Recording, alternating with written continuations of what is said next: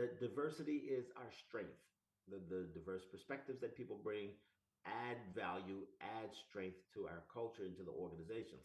But the key really is retention. And what I found is that there are various sort of junctures, various sort of choke points over the career lifespan where leakage can occur.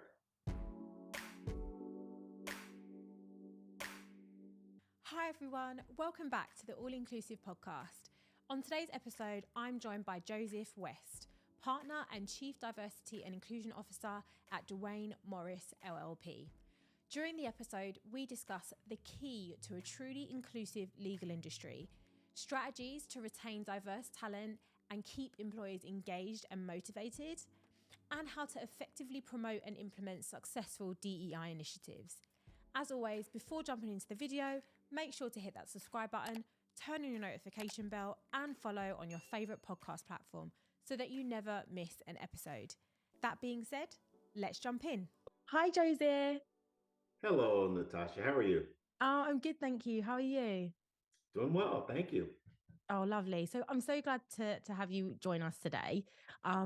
Why not? Let's kick things off. Tell our listeners a little bit more about you and your journey to where you are today. Yeah, so I am currently a partner in the complex litigation group at Duane Morris. Duane Morris is a global law firm based primarily in the United States. The firm was founded in 1904 in Philadelphia. We've branched out from there. We do have a presence in the UK and various cities around the world. We have 900 lawyers now in about 30 offices. I also serve as a member of our partners board, which is the managing body of the firm globally. And I have the privilege of serving as the Chief Diversity, Equity, and Inclusion Officer at the firm. I've been at Duane Morris since January of 2016. Prior to that, I spent, I think, about 4 years as the CEO of the Minority Corporate Counsel Association. MCCA is one of the premier organizations focused on diversity, equity, and inclusion in the corporate legal sector in the US. It does and publishes research reports, studies. It engages in advocacy around issues of diversity, equity, and inclusion. In the time that I was there, I was responsible for launching a number of training initiatives, the first of its kind, implicit bias training in the US, um, engaging both with corporate law departments at the highest level as well as major law firms, helping them gain some measure of fluency and appreciation for issues around diversity, understanding the ways in which those issues have some currency from a business case standpoint, but also in terms of helping to grow and develop diverse talent, and also helping organizations gain an understanding about how to interface with lateral and external stakeholders in that space as well. We were fortunate in my time there to triple our membership base. And as I said, launch a number of really important initiatives, a good number of whom, of which have been sort of modeled and copied by other entities within the profession, which is always a good thing, right? We like to pollinate good ideas. Yeah, definitely. Isn't I think what's the saying? Isn't it imitation is the best form of flattery? It is the sincerest form of flattery, Yeah, you know. that's it. And listen, Natasha, as you know, because you've done such excellent work in this space, just helping people understand and appreciate these issues and follow through benefits everyone, really. So there's no territorialism there as far as I'm concerned. Yeah, And we're all before kind of that, I sharing the was same goal, right? So that that's exactly right. That's exactly right. And prior to that, I spent 5 years in-house with I think the largest company in the world, Walmart, mostly in the class action complex litigation group, and about 2.5 years managing the global outside counsel management function. I was responsible for managing Walmart's relationships with all of its outside firms on sort of a global basis, just engaging in vetting the firms and the timekeepers and stakeholders who we utilize as outside counsel, and helping get them plugged into the different matters that were pending throughout Walmart's footprint. Oh, fantastic. I mean, it definitely sounds like you've had a lot of experience, and you've spent a lot of time in this work in trying to create more inclusive environments for all. So for you, in your opinion and throughout from your experience, what do you think is key to building a more inclusive legal industry? Because I know, I mean, across organizations there's loads of different strategies that are in place, but I'm really curious to hear from you from a legal standpoint, because that's a sector which historically and still is now is not as diverse, and there are a lot of people that go into that world which they don't feel like they can really bring their full selves to work. So what do you think is a key way to try and kind of turn that around? Well, you're absolutely right. It's a critically important industry for a number of reasons. I think the most important of which is because the legal industry, the legal aspects of every organization touches every aspect of the organization. It is ever present and necessary, right? And so if there is leadership on these issues in the legal space, it can pollinate and often does pollinate throughout the rest of the ecosystem. But to answer your question directly, I would say there are three things that I think are critically important. The first is commitment from leadership. If there is not commitment and an understanding of these issues from the leadership ranks of the organization, then any effort to either diversify its ranks or help people better understand and appreciate the value of issues around diversity is likely not going to succeed. After that, there has to be an infrastructure in place. And that I think probably the most important part of that infrastructure is having people who represent some of the most critical functions within the organization. For example, at our firm, I chair the firm's Diversity, Equity, and Inclusion Committee, and we have liaisons. First of all, the committee itself is made up entirely of partners only. And they are partners with a fair amount of gravitas within the firm. Many of them are practice group heads or lead various offices. Tom Servadidio, who's the vice chairman of the firm globally, is a member of the diversity committee. So these are people with some stature, some gravitas within the firm. I'm an equity partner at the firm, and as I mentioned, a member of our management committee. A lot of other firms, the diversity work is entrusted to someone, and I mean this with all due respect, who is either not a partner or maybe in some instances not an attorney. Um, People in leadership in organizations respond to people they consider peers, people who they think have a sufficient amount of influence and gravitas both within the organization and outside of the organization. So that's critically important. We also have liaisons from our recruiting function, our finance function, our marketing function, who are members of the diversity committee. And that's important because after you have that commitment from leadership, there has to be a combination of people who have influence and who can implement, right? Influencers and implementers are equally as important Yeah, and they because need to be, like, as you said, they're spread across the different areas and sectors of the company, right? Yeah. that's exactly right. We have a good amount of both subject matter diversity as well as geographic diversity. We have someone from our Singapore office who is on our diversity committee. We have John Benjamin, who is a partner in our London office, who is a member of our diversity committee. And John's active with diversity related issues with the Law Society of UK and Wales, for example. I mean, those perspectives bring a lot of value to the endeavor. And they also allow for the gathering and dissemination of information across a broad spectrum. And all of those processes are necessary to ensure that what we're doing is successful. I think the third thing after leadership and infrastructure is really a commitment to sustainability. Um, you know, Rome wasn't built in a day, and change might seem inevitable, but it's really not. And it requires an effort. It requires work. It requires, the willingness to continue to engage both with people who are adherents and even some who are naysayers. Yeah. I believe you learn a lot from naysayers, right? But the work is important and it should continue. No, I totally agree completely. I think those three steps make so much sense. And I can definitely see how, in order, if you do one and two, then I feel like the sustainability should really follow quite naturally. Um, I think that's right. And you know what? One other thing I'll add to that is it's so important to tether results to some accountability measure, right? Um, I don't understand why in some organizations people shy away from embracing diversity as a really critically important business tool and business objective.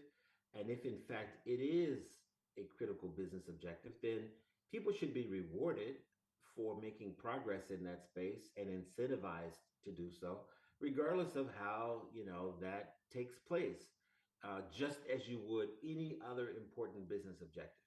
If your business depends on growth of a certain client base or customer base, and people responsible for that receive some financial recompense as a result for accomplishing and achieving those objectives, I don't see why you shouldn't also look at it the same way in the diversity space. Now, some people disagree with that approach.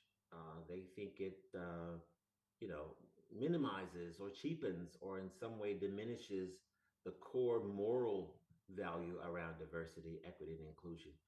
I respectfully disagree. I think that moral imperative, that moral value is there, stands on its own. But the fact is, there are tons of studies that show that there is a business case to be made for embracing diversity, for having a diverse workforce, and having an inclusive environment. And if in fact there is a business case to be made for that, then we should reward people if they achieve business related objectives in that space. yeah, and also I feel like sometimes there's a psychological element, because I mean, if I'm told like this is the direction that our organization is going in, and so if we have individuals that are achieving this goal, which or we already know it morally is the right thing to do anyway, um then naturally I'm going to want to be like, oh, okay, I definitely want to do that. I definitely, that's where I want to go. I want to stay in this direction. I want to achieve my goals. And if I then get rewarded for that, then of course I'm going to want to stick around and want to continue doing those behaviors because I'm going to be rewarded. I mean, I completely understand where people feel like like morally it may well diminish it if you incentivize, but honestly I feel like the where we are and the way the world works, there does need to be some sort of reward or incentive tied to some of these initiatives that we are putting in place in order to create the right environments that we want to create, and have the diversity at the level in which we feel that it should be at, because just asking people to do the job is not enough, No, unfortunately. you're absolutely right, and that's well said. I'll give you an example.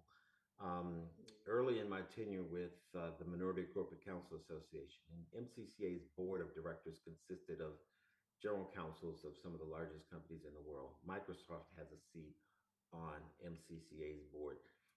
I was invited by Brad Smith. Brad was the general counsel at Microsoft at the time. He's now the president of Microsoft and the vice chairman of its board of directors. He invited me to their headquarters out on the West Coast, and to give a presentation and a training session, and then I had dinner with him and his direct reports afterwards. Uh, you know, Brad famously created a program where the outside law firms that did business for Microsoft at the end of each year, if they met certain goals and objectives and metrics around diversity, the diversity makeup of their own firms, as well as the makeup of the lawyers doing work for Microsoft, they received a sweetener. I mean, they received a 2 or 3% bonus on top of what they billed and collected as a reward.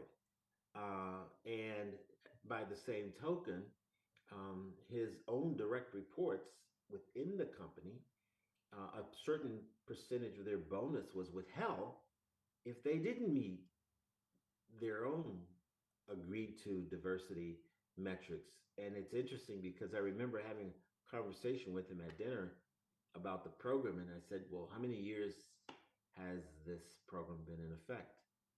And I can't remember. I think he said maybe 4 or 5 years. And I said, "Well, how many years has anyone missed their bonus?" And he said, "Just the first year," which which tells Everyone you learned. They were like, oh, okay, exactly. he's serious I mean, about this. We're yes, definitely doing this. And we're Natasha, committed. They're when, committed. Yeah. when you connect it to money, it clarifies the mind. You'd be amazed how focused someone Yeah, do you is. know what? I'm not even surprised. If, in all honesty, the way that the world is at the moment, as I said, it is like there. Unfortunately, like there will always be a monetary element into what drives people. There will be a monetary aspect because, unfortunately, kind of the makeup of our world and how we thrive and or how we survive and kind of continue on, there does need to be kind of a monetary incentive, I feel like, in some respects. But at the same time, I think as long as you have, when you have these sorts of incentives, as long as there is a quality assurance aspect to it. Do you know what I mean? Like an oversight and someone overseeing actually how did we get here? What were the behaviors that we demonstrated in order for us to achieve this goal? If there is a review and a deep dive into how did we even get here? How did we even achieve these goals? Just to ensure that we are kind of modeling the right behaviors in which we outwardly display, then I don't think that there's anything wrong with having the incentive in place. I agree. Well, let's look at a couple of other examples that sort of make this case, right? We're going to take a minute to thank our friends at Dandi, the DEI analytics company, for supporting the show. To drive real change today, DEI leaders need to be strategic and they need to be data driven. That's why today's most successful DEI leaders use Dandi to measure and manage their DEI programs in real time, track key DEI metrics, and create reports at a push of a button. Are you ready to join the DEI measurement movement? Click the link in the description below to download your free essential guide to data-driven DEI transformation. Um, I was recruited to Walmart by the former general counsel, a guy by the name of Tom Mars. Mars, like the planet, Mars. Tom was charged with the responsibility for sort of expanding and upgrading the legal department. I mean, the company had grown so quickly, from a small regional concern tucked away in the Ozark Mountains in Arkansas to a global Fortune 1, right? And it needed to expand its legal department. It needed and I mean this with all due respect to the people who were at the department there who had done a fantastic job, but it needed, people with broader skill sets and experiences who could service this global company. And so, almost by sheer happenstance, he attended an event of, I think, the Minority Corporate Counsel Association. He also attended an American Bar Association diversity event, and he was exposed to a much broader array of diverse talent, women and minorities, who were experts in many different areas. And he had, his words, not mine, an epiphany. And so he went about engaging with a wide number of affinity bar organizations and actually recruiting people at those events. I was recruited through the Minority Corporate Counsel Association and the company I worked at before Walmart, Entergy Corporation, which is a publicly traded utility company. Entergy is unique. It does all of its litigation in-house except for a very small portion. And I had tried a ton of cases to verdict. And so he recruited me into the litigation department. And it's interesting. In the space of about 18 months, the department tripled in size. It went from 11% minority to 35%. It went from 23% women to 45%. And by his own words, the department got better. You brought in people with broader skill sets and experiences, the quality of the work, the responsiveness, the level of engagement with its internal business clients. And the same thing happened as we increased the diversity of women and minority owned firms who did work outside the company and women and minority relationship partners in major firms. So I tell that story because it's illustrative of the fact that issues around diversity and inclusion and excellence are not mutually exclusive. In fact, quite the contrary, they are interdependent on each other. Um, Something else that makes that point exceptionally well about the benefits of diversity and how it inures to the whole is a study that was released in September of 2020 that was conducted by Citigroup. And if you just type in your browser the cost of racism Citigroup study, it'll come up, right? Citigroup did an exhaustive study, and what they found is that in the United States alone, between 2000 and 2020, because of racial bias against African Americans in four areas: housing, educational disparities, lack of access to entrepreneurship, and healthcare disparities, because of inequities in just those four areas, the United States lost 16.5 trillion in GDP in that 20-year period. Wow. And so what it means is that tackling, identifying barriers to inclusion certainly would have benefited the people who were being affected, but more importantly, would have benefited the whole. It would have benefited the entire GDP of the United States, and a 16.5 trillion benefit to the GDP of the United States benefits the global economy. So um, anyone who doesn't understand, doesn't appreciate the value, the business value of diversity, need only look at that study to have an appreciation for how critically important it is. Mm.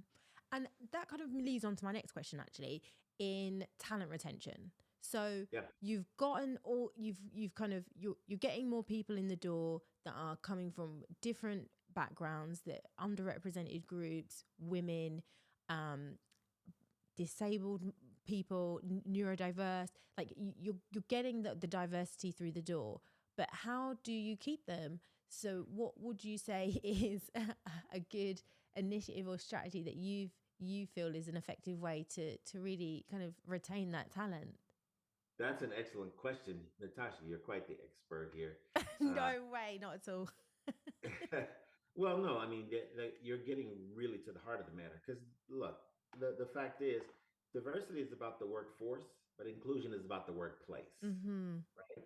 Once you bring a diverse slate of candidates, and that includes all races and genders and LGBTQ status, people with disability, the full sort of constellation of individuals who we find in society and who we bring into the workforce, right? Because the diversity is our strength. The diverse perspectives that people bring add value, add strength to our culture and to the organizations. But the key really is retention. And what I found is that there are various sort of junctures, various sort of choke points over the career lifespan where leakage can occur, where you lose talent. And Mm-hmm. the key is to identify, and every organization is different. Every organization has its own different set of choke points, its own different pain points, right? The key is identifying where that leakage is occurring. For some, it's in the recruiting process, biases in the whole process, right? Not casting a broad net, only gravitating towards the same usual suspects or usual sources of talent. For others, it's a question of the assignment of work or the evaluation of work or the lack of a mentor or a sponsor, right? A mentor is someone who helps you with your skill set. A sponsor is someone who utilizes capital on your behalf. Both are important to helping your growth and development in the organization. Sometimes there's even bias around when and how and under what circumstances people are separated from the organization. Some individuals may be treated differently from others. Some individuals may be given second, third, fourth chances if there's a mistake and an opportunity to learn and grow, whereas others might get that quick hook the first time there's an issue, right? So you really have to look at those choke points. I'll give you an example of something that we did at our firm and that I've implemented with a lot of the clients that are diversity consulting services. Um, we took a really good look at why some of the diverse lawyers, particularly the associates, were leaving our firm. And number one, in this day and age, it's a little different from the Middle Ages when I started practicing. Uh, No, it you wasn't know, that long ago. Don't be silly, well, Joseph. Come Natasha, on. you're being kind. I don't deserve it, but I'll take it. So thank you. Um, there's a lot more fluidity. Younger, not just lawyers, but people entering the workforce, they tend to move around quite a bit more. So some of that is to be expected. But what we found in our firm culture is fantastic. It's very collegial, very collaborative. The Harvard Business Review did two case studies on Duane Morris's culture and how it contributed to the firm profitability being as collaborative and collegial.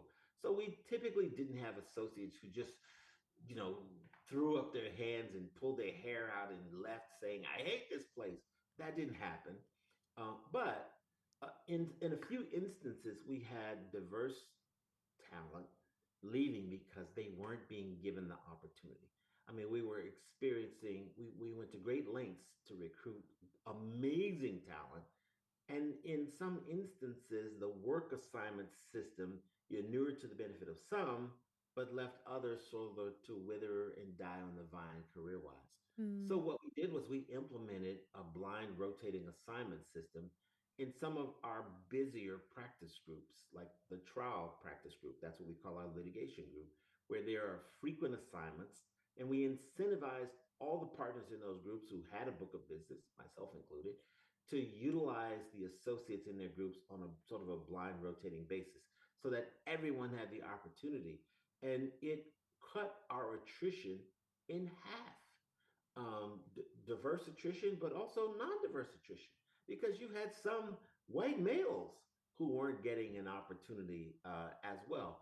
So again, this is an example of a tool that can benefit everyone. mm, And the fact is, in large firms, as is the case in most large corporations as well, attrition is expensive. You spend time training people, you spend time giving them benefits, and you spend time with them gaining institutional knowledge.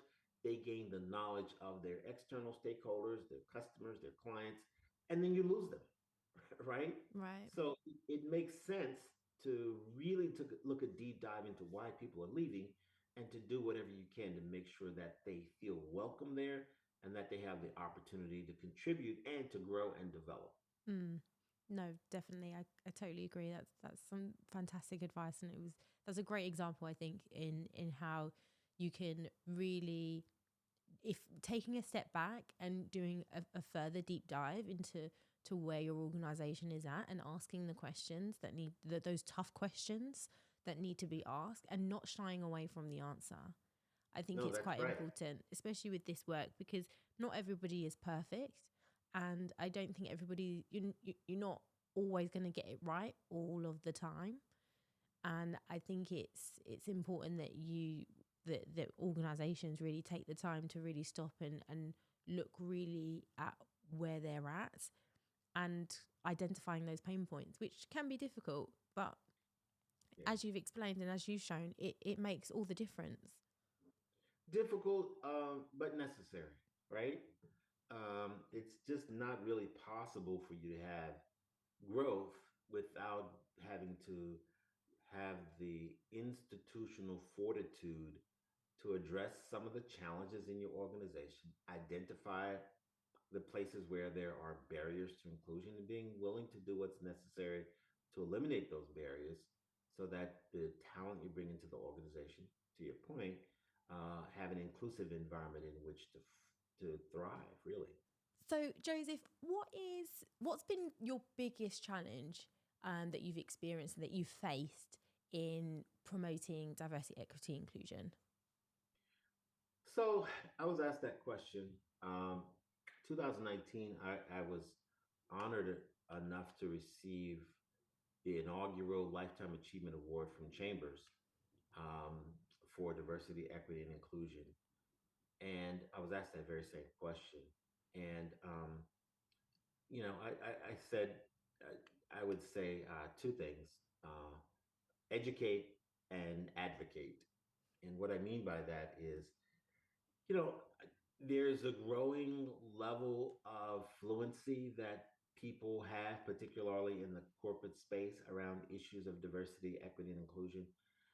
But there's still quite a bit of a learning gap, I think, um, especially at some of the leadership ranks, of issues around diversity, how important they are, issues around inclusion, inclusiveness, around equity, how critically important they are, how they resonate, how they land with people within various organizations.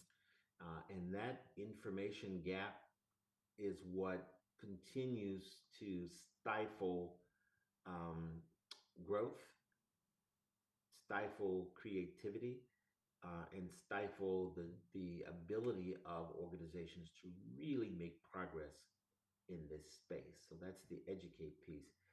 As far as advocate is concerned, I've been working in this space for a long time, long before sort of like the current, you know, what I'll call the post George Floyd moment, where the whole world was galvanized by the murder of George Floyd and the sort of reckoning around issues of race that um, impacted people in pretty much every corner of the world.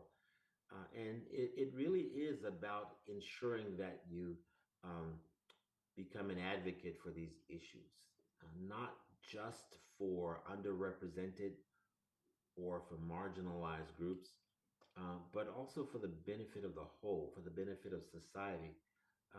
In no corner of the world can we afford to have uh, major portions of the populace not engaged, not respected, not utilized, and not being given the tools to be successful.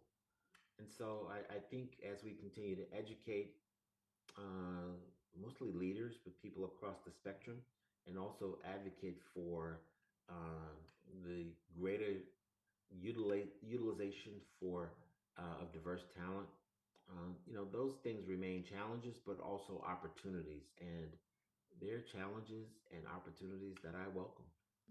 Oh, fantastic. Thank you so much, Joseph. I've really enjoyed our conversation today. It's been so insightful.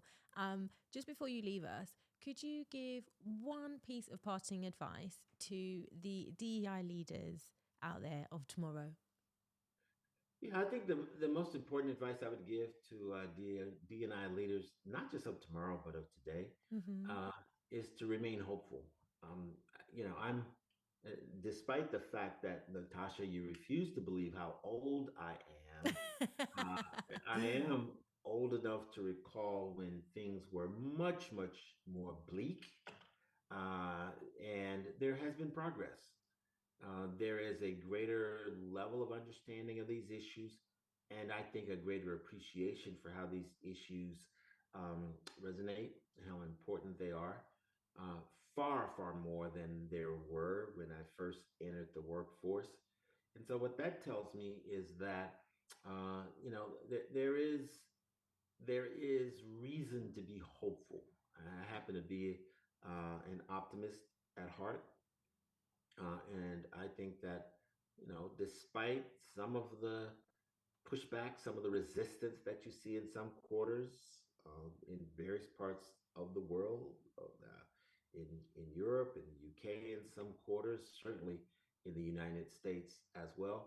I think inevitably people will come to understand and appreciate these issues and exert a willingness to implement them in a way that benefits the whole of society. Oh, that's fantastic. I love that. Thanks so much, Joseph, again for joining us. And for our listeners, if you want to connect with Joseph, how can they connect with you, Joseph? Yeah, so Duane Morris is my firm. You can go to our website. My contact information is on there. I'm also on LinkedIn. And I really, Natasha, just want to say before we end the conversation, what a huge fan I am of you and your work, the work that you're doing, the people whose voices you are playing a major part in elevating out there into the discussion. It's really, really important. So I want to thank you for all the work you're doing as well. Oh, thank you so much. I do appreciate that, Joseph, and thank you for all the great work that you have been doing and you continue to do in the space. It's important, it's valued, and I'm excited to see what more great things come your way. So once again, all the listeners, I will be putting down below the description links to Duane Morris, the website, as well as Joseph's links for LinkedIn, so you can connect with him also over there. So once again, thanks a lot, Joseph. Thanks, Natasha. Be well.